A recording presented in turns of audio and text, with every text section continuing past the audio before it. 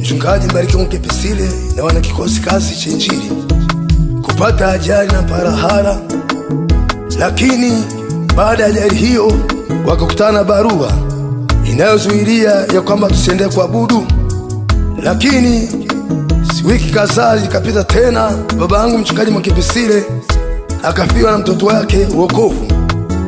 Kwa hiyo kwa hatari yoyote au kwa hali yoyote, niko tayari kwenda kuabudu pasipo kuacha.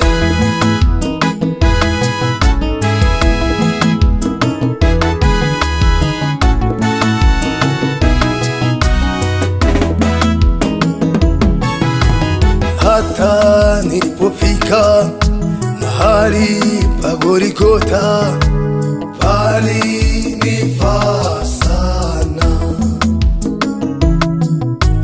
Hata nilipofika mahali pa msalaba, palinifaa sana.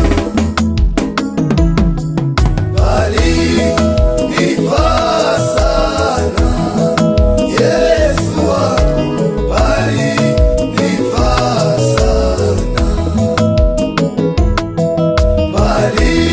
Palinifaa sana, wana wangu, palinifaa sana.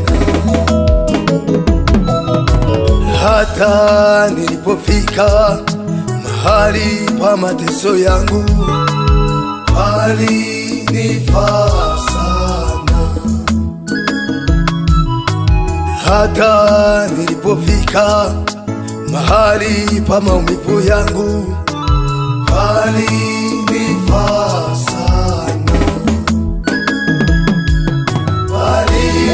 Palinifaa sana, Yesu wangu, palinifaa sana.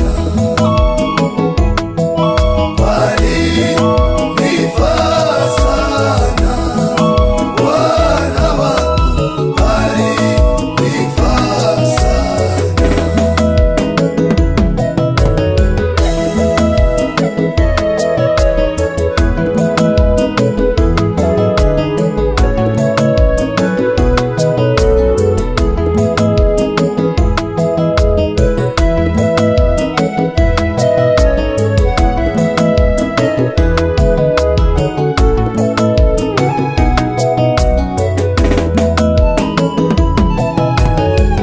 Nishike mkono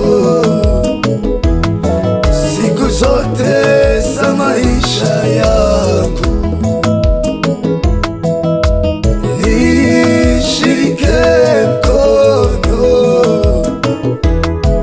siku zote za huzuni yangu. Nishike mkono siku zote za mateso yangu. Nishike mkono, Bwana Yesu.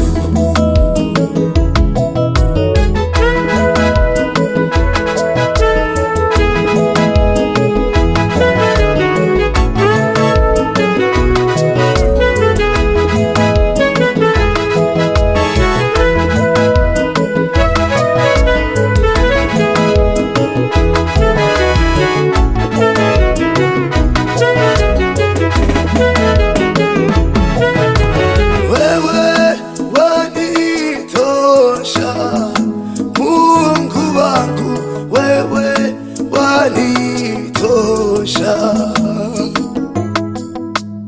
Wewe wanitosha, Yesu wangu, wewe wanitosha. Wewe wanitosha, Mungu wangu, wewe wanitosha. Wewe wanitosha,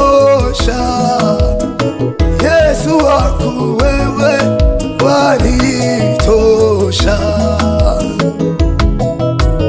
Wewe wanitosha wakati wa mateso yangu. Wewe wanitosha wakati wa maumivu yangu. Wewe wanitosha wakati wa kifo changu.